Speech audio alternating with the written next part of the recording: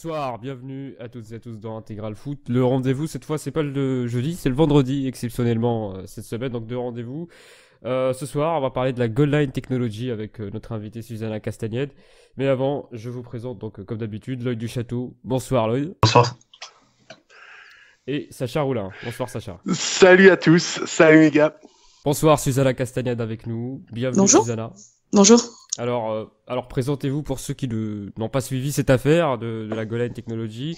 Qui êtes-vous et c'est quoi cette affaire en fait Alors donc en fait je m'appelle Susanna Castagnède.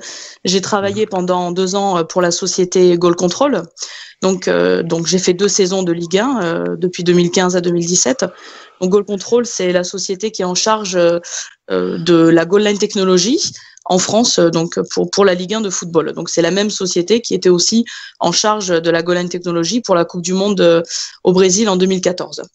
Donc ce qui s'est passé, c'est que à la suite, si vous voulez, donc j'ai révélé au grand jour que la Goal Line Technology est faillible et que ce n'est pas un système infaillible. Et du coup, voilà, on va dire qu'il y a eu plusieurs, voilà, à la suite de ça, il y a eu plusieurs bugs, etc., etc.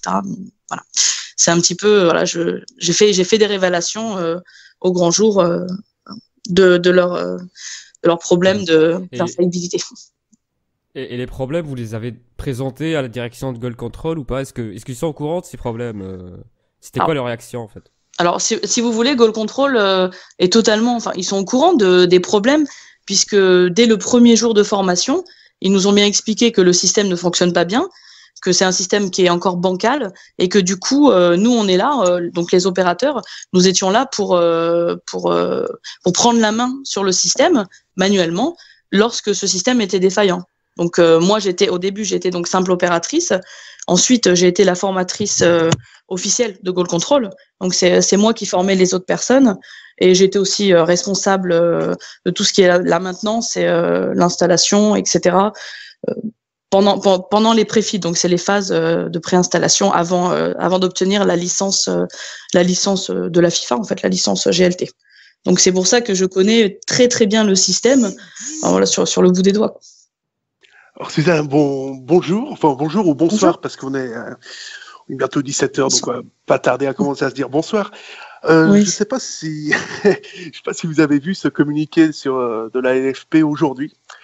Le communiqué qui a donc été sorti par la Ligue de football professionnel, vous tombez à pic, puisqu'il clairement donne un dernier avertissement à la société Goal Control et donc il stipule dans ce communiqué que le contrat avec Goal Control pourrait même être résilié à la fin de la saison 2017-2018 en cas de non-amélioration du système sur la deuxième partie du championnat.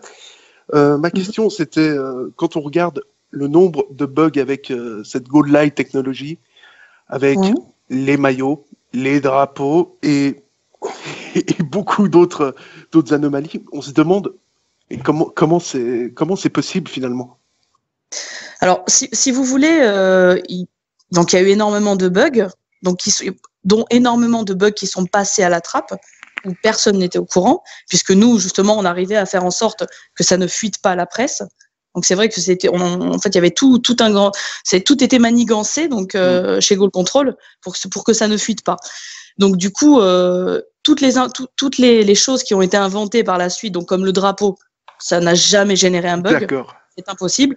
Et le dernier communiqué, enfin ce que j'ai vu aussi, ce que Goal Control avait dit à la LFP en fait comme excuse, qu'il y avait eu un problème de LED, d'intensité des LED, qui avait amené une vibration de la montre. C'est totalement, enfin moi quand j'ai vu ça, mais j'ai rigolé parce que pour faire vibrer la montre, il faut appuyer sur les 2 touches du clavier. Donc c'est du mensonge, voilà, tout simplement. Et donc là, le communiqué de la LFP qui vise, donc là je cite, vérification de la fréquence des LED dans chacun des stades de Ligue 1, ça va donc rien changer au problème. Ça ne sert à rien. Ça ne sert à rien parce que ça rentre même pas en ligne de compte, par rapport au système. Ça n'a rien à voir. Donc c'est encore une excuse de Goal Control, mais je pense qu'au bout d'un moment, il y aura plus d'excuses. Enfin, après, ça va être quoi? Ça va être le Wi-Fi dans le stade, les téléphones portables des gens qui font bugger qui font vibrer les montres. Enfin, je sais pas, c'est aberrant. Hein. Ça va trop loin, quoi. Au bout d'un moment, il faut que Goal Control assume ses actes et il faut, voilà. Malheureusement, le contrat qui a été fait entre Goal Control et la Ligue, normalement, il ne doit pas y avoir d'intervention humaine. Donc, ça doit être 100% infaillible. Donc, dès lors qu'on appuie sur 2 touches, sur des boutons, ou alors qu'on modifie les replays, bah, normalement, le contrat est caduc. Parce que vous, ce que vous nous expliquez plus ou moins, en fait, parce que je vous ai entendu et je vous ai lu surtout, c'est que finalement, vous pouvez influer directement sur le résultat d'un match en annonçant que le ballon est au fond ou pas, finalement. Ouais, exactement. C'est-à-dire qu'on a la possibilité d'une part, en fait, de faire vibrer ou non la montre. Donc, c'est-à-dire que, imaginons qu'il y ait un but litigieux.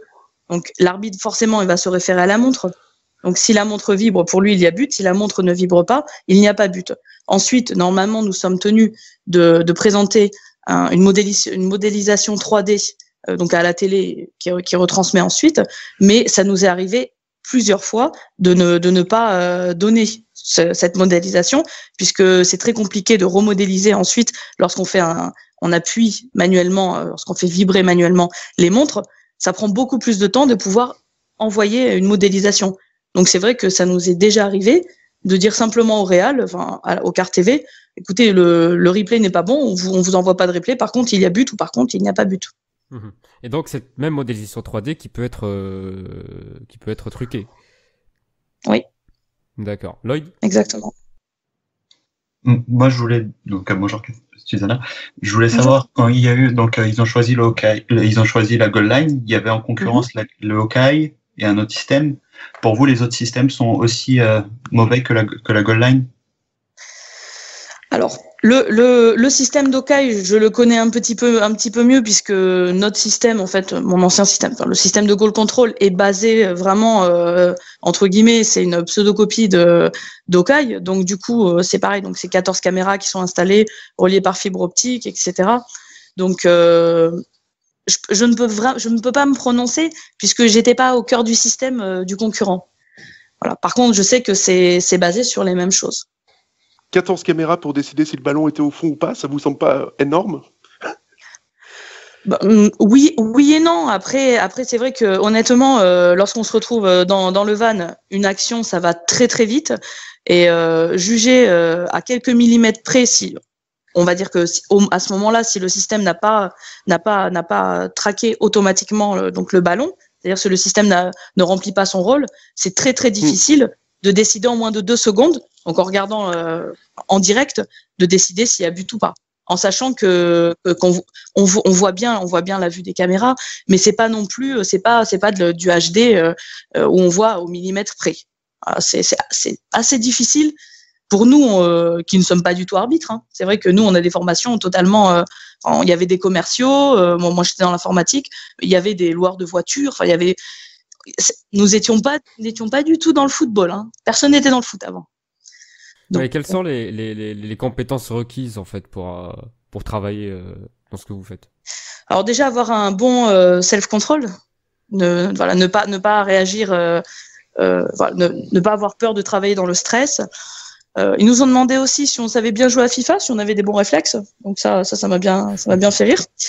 Et puis du coup, si ça nous dérangeait pas d'être souvent en déplacement, parce que c'est vrai qu'il y a beaucoup de déplacements dans tous les stades de France, quoi, tous les stades, France et la Corse, de Ligue 1. Donc c'est vrai que c'était pas des critères.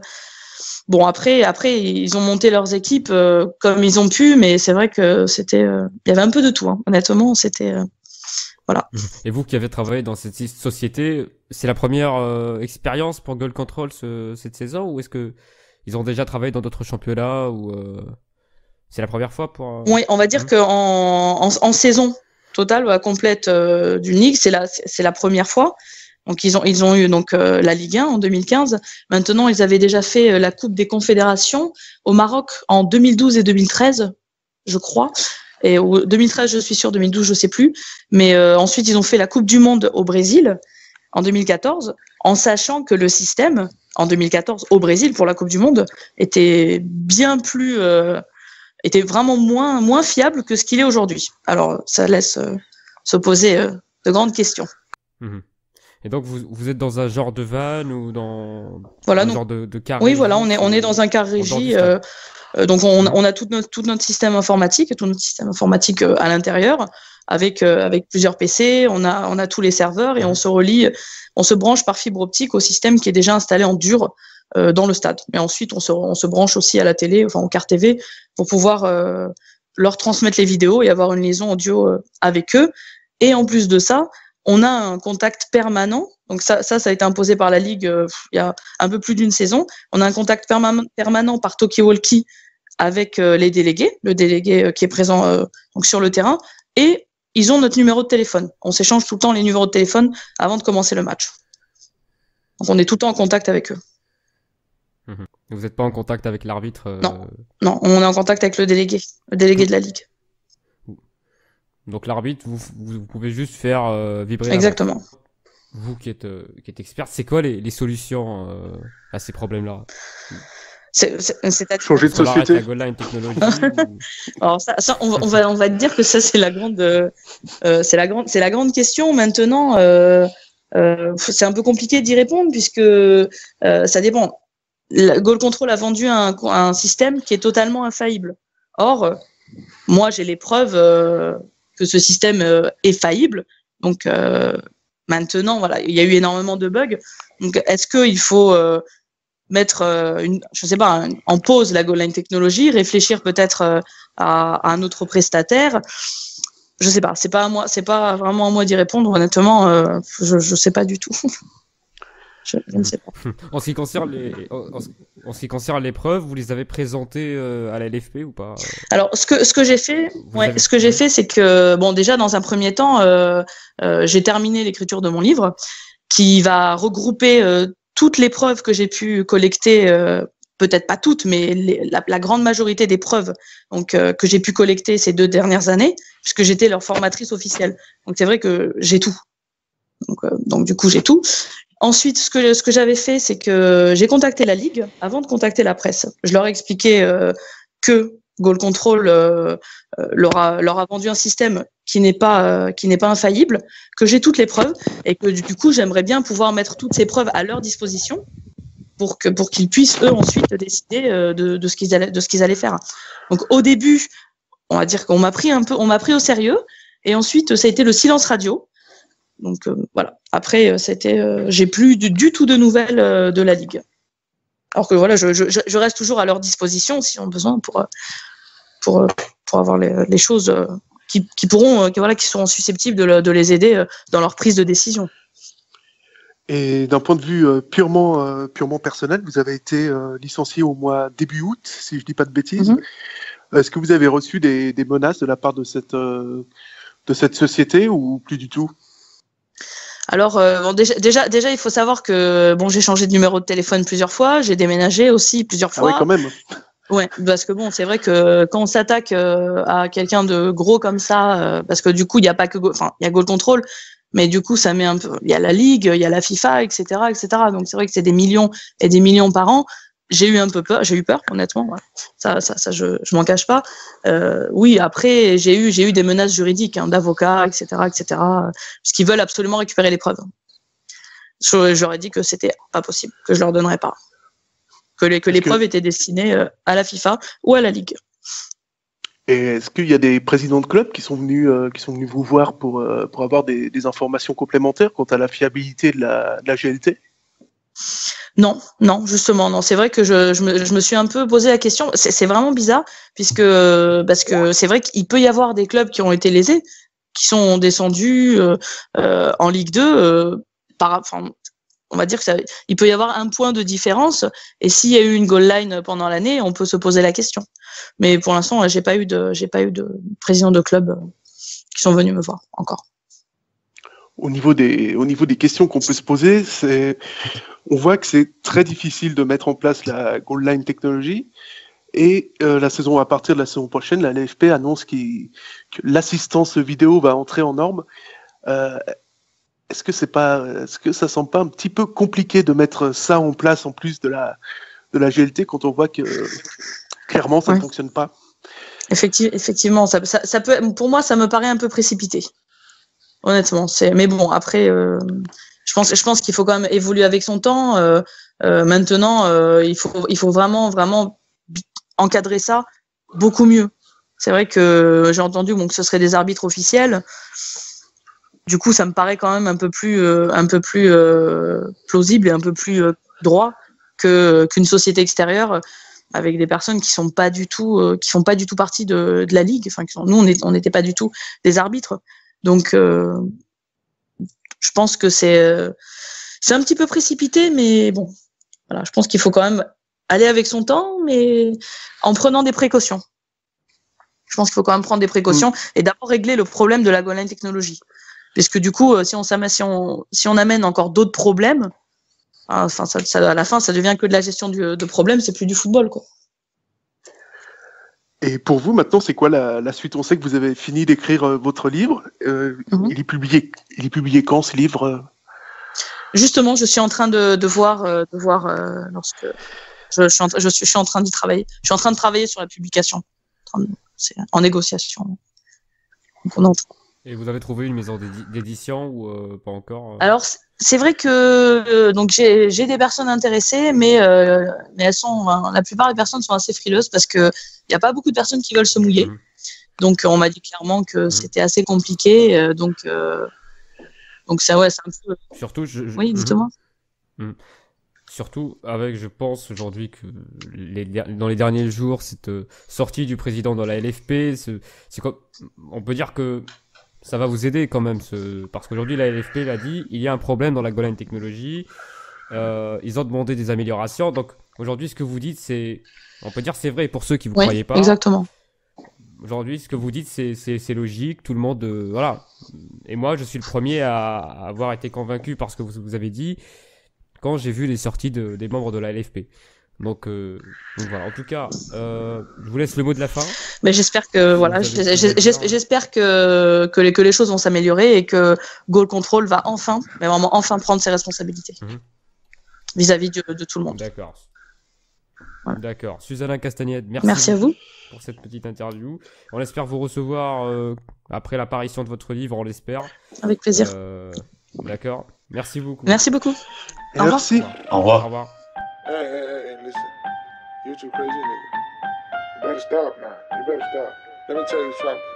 When you dive into the one, you can find it. You can find love. Better think about it twice, cause we all think you're gonna be gone. Listen, I ain't going back. Look what I did, look what you done. I guess I made the right choice when I've entered in the jungle.